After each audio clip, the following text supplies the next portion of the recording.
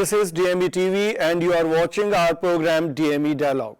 This is a program wherein we invite distinguished people to speak on varied subjects, subjects particularly which are important for the society and which makes an impact on our lives. So today in this program we have Major General Anil Verma with us, who has a distinguished career in army for 37 years, and after that he decided to do something in the social sector, to do something for a better democracy in the country, and that is how he has joined the organization which we all know as Association for Democratic Reforms, ADR.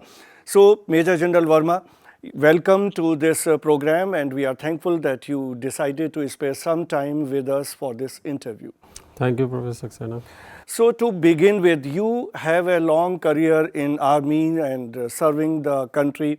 So what prompted you to join completely an unfamiliar area? Normally after retirement the army people join education or varied such sectors, but joining an organization which is working for strengthening democracy, for improvement in the electoral system, that is comparatively unheard of. So how it did happen in fact?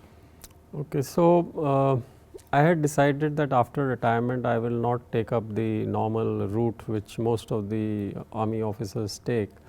That is either to join the corporate life or become defense experts or join the educational thing, because I felt that the current state of the political and electoral system of our country needs a lot of reforms, and I found that Association for Democratic Reforms was doing wonderful work in this field, and there was an opportunity available here. And the question which you have asked me was also asked by the chairman and the trustees who interviewed me as to why do you want to join this thing. So I said, I want to give back to the society now. This is time to give back to the society, and my firm belief is that unless and until our political system and the politicians who are governing us are reformed, things will not improve in the country. Can you tell us something more about ADR, what kind of work it is into and which areas it's trying to penetrate into? Okay.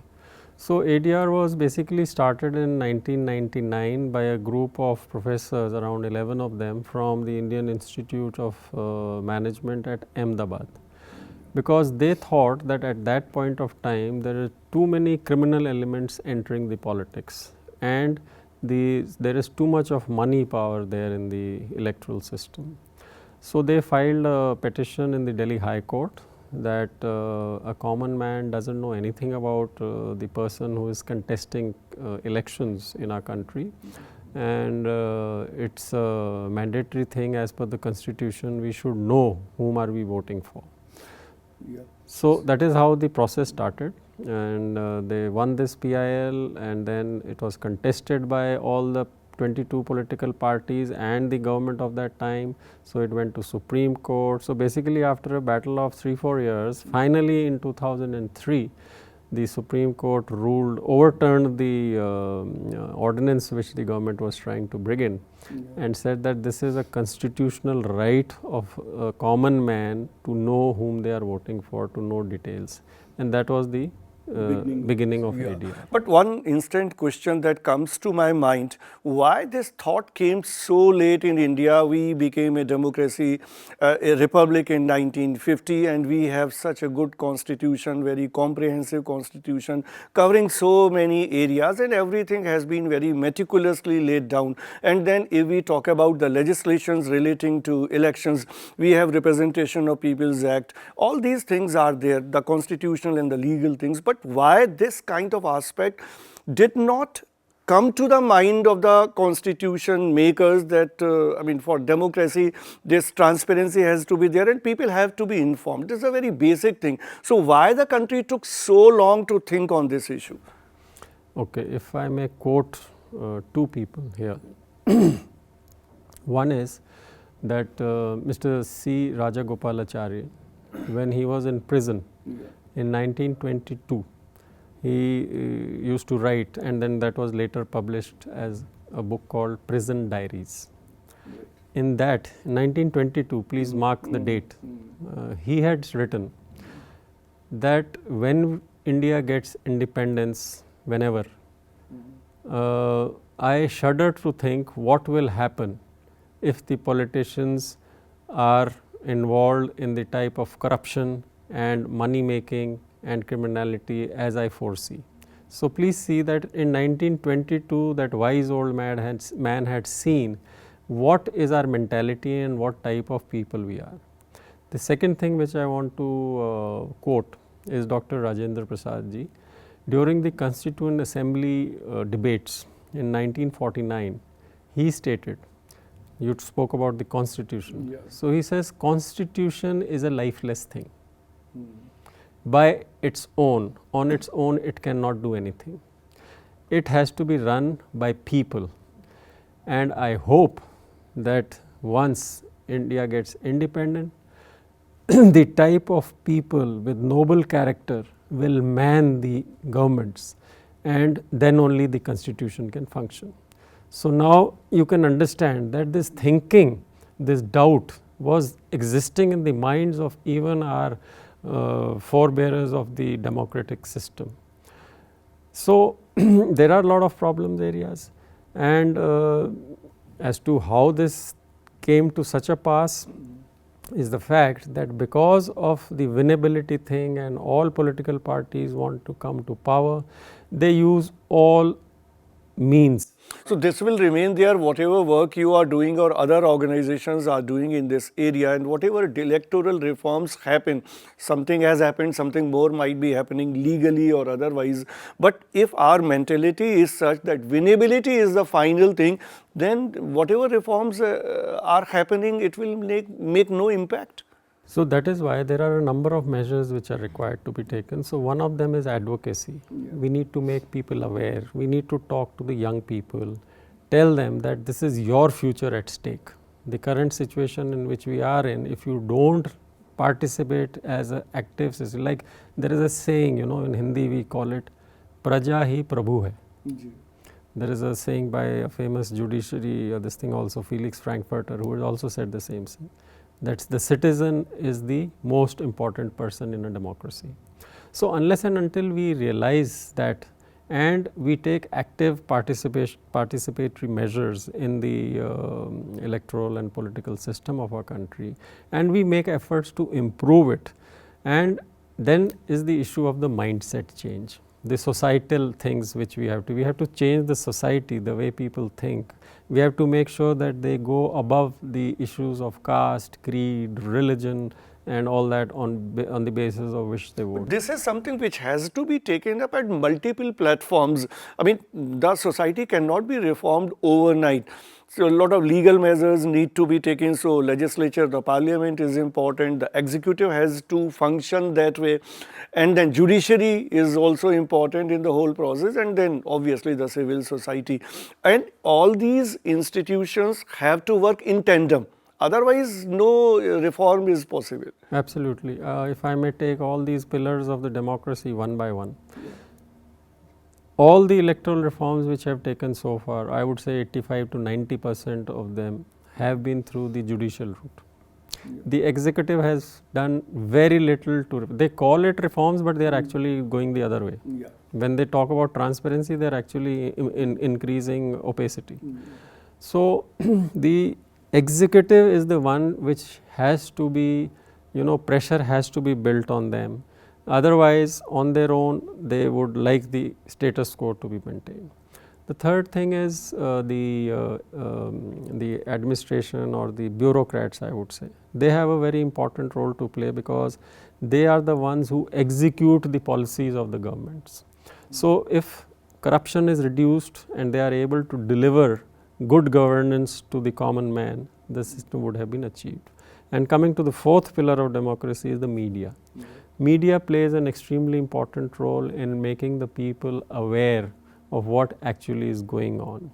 And there are a lot of lacunas in that also, as we are aware, paid news and fake news and all that sort of thing. But then what about the role of the Election Commission? Because that's the body which conducts the election. But over the years, we have been finding there is a question mark on the role of the election commissioners and the way the Election Commission functions. They are many times, obviously they are partisan, and they are not taking the decisions wherever they are expected to take the decisions. So how do you look at and how do you analyze the role of the Election Commission?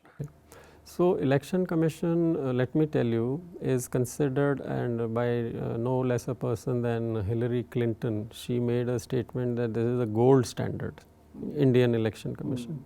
Firstly, to conduct elections at such a vast scale, where you know how diverse our country is, what type of geographical areas the elections are conducted, and various other things, and the population in itself. The conduct of the election as such is a huge task which they have been doing admirably. Yeah, exactly. And over the years, even the election commissioners who have been functioning with total I would say non-partisan manner, in a non-partisan manner. It is just the last couple of years that there has been a slight dilution in the functioning of this thing, and that is also related, I would say, primarily to the campaign season when the elections are on, wherein against certain powerful people you do not take the required action which you should take, whereas for others you take action. But I personally feel that the Election Commission needs to take much stronger methods. Now, another lacuna which we have here is that Election Commission is not empowered enough. Exactly. It needs to be empowered more. Like I gave the example that they can register a party, but they have no powers to deregister a party. Yeah. So do you feel some legal measures need to be taken, like some amendment can be brought in the Representation of People's Act? Absolutely, but that can happen only by legislation. Because this happens in the case of paid news also. If the complaints are made to the Election Commission, they investigate. I mean, the speed of the investigation is too less. They do not have that instrument or the mechanism wherein that investigation is conducted. And even if some truth is found in that, they are simply toothless. They cannot take any action against any political party or against any candidate. So this situation has to be changed. Are you doing something at the level of ADR in this regard? See, we are giving recommendations in all our this thing. Like for example, in 2017 we were called by the Standing Committee of the Parliament to give suggestions for electoral reforms. This was one of the suggestions which we gave. We said that the Election Commission needs to be empowered. We need to make sure that the election commissioners are not given remunerative posts after they retire. We have seen cases of becoming after that the politicians, people join politics. Politics or otherwise some other important appointments are there where they are given that. So this type of suggestions we have been giving to the government as well as to the Election Commission. And what do you think about this 3-member, because during the session's time and after this one-man body was turned into a 3-member body, but it's still in the present Election Commission we find that there are differences of opinion, and even if one Election Commissioner differs on something, then nothing is happening even after that. So do you feel a consensus has to be there among all the 3 members, or how the decision making should happen in Election Commission? See, I feel the 3-member Election Commission is a good thing, and by and large the decisions which they take are pretty good, and they take them pretty fast, especially when elections are on. At times they take it by just speaking to each other on telephone or wherever the problem is. So but our suggestion in the Standing Committee report was also that there has to be a special body to elect the election commissioners. It should not be the sole prerogative of the government. There has to be a member of the opposition, there should be some eminent people, or maybe some judges or some. I mean, on the similar lines, the CIC is appointed or CVC is appointed. But then if you look into the electoral reforms which have happened during the last particularly 20 years, that's the time when this whole reforms is started. Can you tell us what are the 2 or 3 most important reforms that have happened in India as far as the electoral system is concerned? See, since our focus has been only on criminality and money power, basically Dhanbal or Bahubal. So, I can tell you about the areas where ADR has been involved and some other like-minded NGOs who have filed PILs and all. So, one is of course our ADR judgment of 2003, which is called a landmark judgment, because of which the affidavits came into being. Earlier there were no affidavits. Now at least you know the complete bag, and there has been over the time improvements made in this affidavit. More and more information has been fed into it. The second most important thing I think is what is called the Lilly Thomas judgment. Right. Okay, that was 2013, in which it was ruled by the Supreme Court. See, earlier what used to happen, the politician may have hundreds of cases running against, they would carry on in the courts, he would contest elections, he would win, he would complete his 5-year term, he would again contest, and the court cases would go on. So, in this case what had happened, that the court ruled that if a politician, even if he or she is a sitting MP or MLA and he is convicted of an offence by the court in which the punishment is 2 years or more, he will be immediately disqualified. So, this is how Lalu Prasad and some other people, Jayalalitha, God bless her soul, and all were involved. That is a very important this thing which happened. No, but in conviction case, obviously a lot of things which have happened that we can see, but in case there is no conviction, we know the kind of legal and judicial system we have in our country. If there are certain charges, certain cases happening in certain courts against a politician and that goes on for 10 years, 20 years, 30 years, then nothing can happen in that case. So, there was another PIL filed in which this has also been one of the ADR's demand, that there should be fast track courts and they should be specially trying the cases of the politicians. Yeah, when this government in 2014 came, they also talked about this. The government said that there is a speedy trial in all such cases where politicians or MPs, MLAs are involved. But even after 5-6 years, I believe nothing has happened in this area. 12 courts were set up all over the country, and they were given jurisdiction that you will look after A state, B. So, smaller states were clubbed together, and the bigger states they all had one separate special case. But the point is that how many such cases have been tried by them, what has been the result, what has been the conviction rate, what have been the where the people have been let free, though data is not available. We file RTI applications and try to check, but it is very difficult. So, I do not know the efficacy with which these special courts are functioning. This proves the point that unless judicial reforms are taken up, electoral reforms will not be possible then. Yeah, to an extent I would say they are linked. Yeah. And what do you feel? What more is in the store? What kind of reforms you foresee that should be taken up to completely overhaul the political system in India?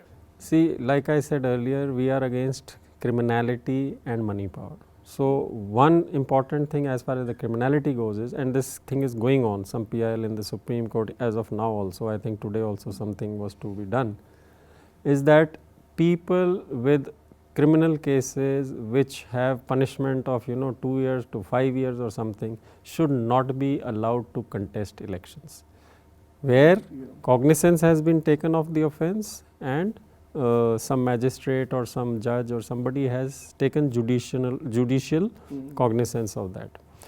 Now, that has been a repeated demand again and again, and in the last hearing a couple of months back, the Supreme Court told the petitioner and the Election Commission that please come back with suggestion as to what can be done. There is no dearth of suggestions. There are so many committees and law commission reports which are saying the same thing. The only thing which is required, will for implementation. Absolutely. Yeah. Second thing is as far as the money power. We have also filed a PIL in this thing. We have said that as you have, the government has set a limit on the election expenditure by a candidate, 70 lakhs for the parliament and 28 lakhs for the states. Similarly, there should be a ceiling on the political parties also. Right now, there is no ceiling on the amount of money they can receive or spend. That is leading to all these problems. And how do you define the role of a voter in a democratic or electoral system? Because there's a lot of emphasis by the Election Commission also, by media houses also, appealing the people to go out and cast the vote. So whether the right and the role of a voter is confined to casting the vote only, or there is something more to it? See, this is related to the responsibilities of a citizen. Generally, what we see is democracy means elections, person votes, and then you forget about it for 5 years. But that is not what is democracy. Exactly. Democracy is continued interaction and awareness of the citizen. Because unless and until the citizen is monitoring what the executive is doing and what are the various other functionaries of the government doing, then things will go from bad to worse. Don't you feel there is an apathy among the voters despite, recent Delhi elections, despite all that campaigning which was done by the Election Commission, the turnout was very low and it was less as compared to the last assembly election. So why there's no impact is seen despite all these efforts asking the people to vote? See, the Election Commission makes a lot of efforts to woo the voters, try to get them to come out and vote, and they even have a sweep program, SVEP program, in which they now are also going to schools and colleges and educating the children also as to what the importance of going out and voting is. But yes, you are right in the sense that in the urban areas, the voting percentage tends to be a little low if you compare it to the rural area, because people just are apathetic or they are cynical. Yeah. Why should we go out and vote? What difference does it make? So this is the mindset which we need to change, like I spoke about it earlier. We also have the system of nota, and for many elections it's being implemented. But do you feel that nota has made any impact, or it will make any impact in reforming the electoral system? See, in the judgment given by the Supreme Court in 2013, just before the last general elections, was that this will create some pressure on the political parties and make them feel better candidates.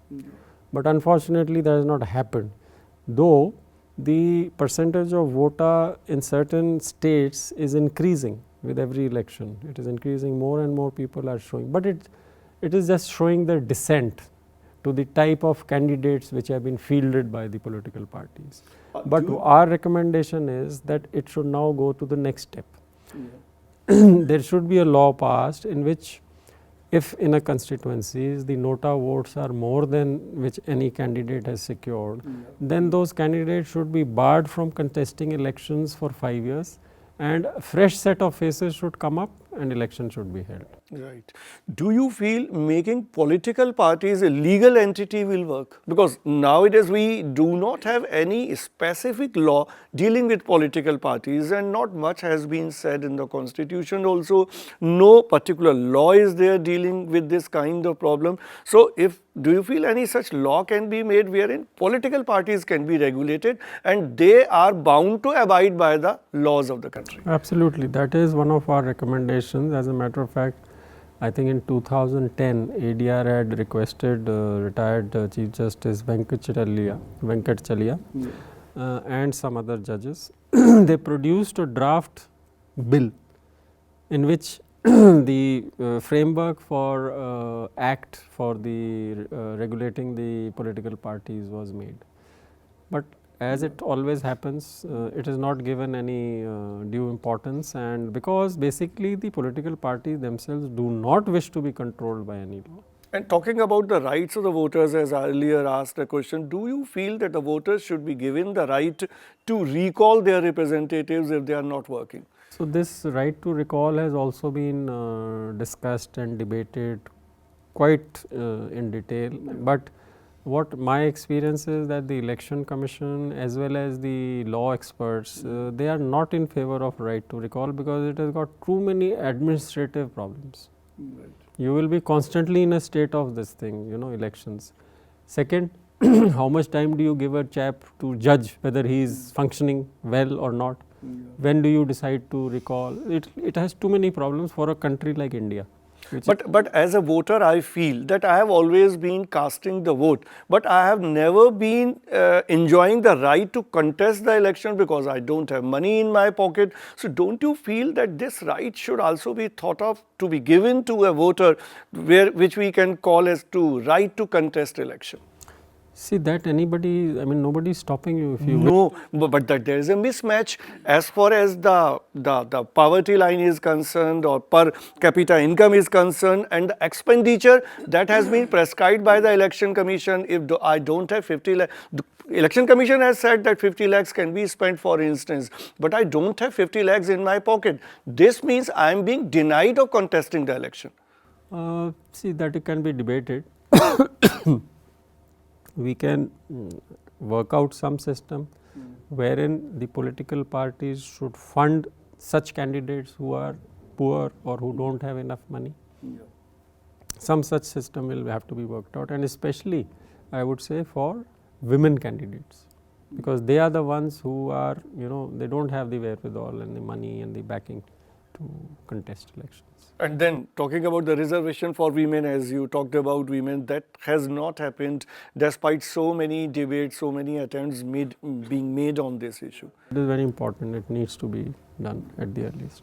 I mean, this is such a topic, electoral reforms, lot of things are being done. ADR is working on so many things, as you gave all that information to our viewers. Many things need to be done, which I believe that someday more reforms will happen and our electoral system, political system will improve and it will deliver to the people and we will be a better democracy in the time to come.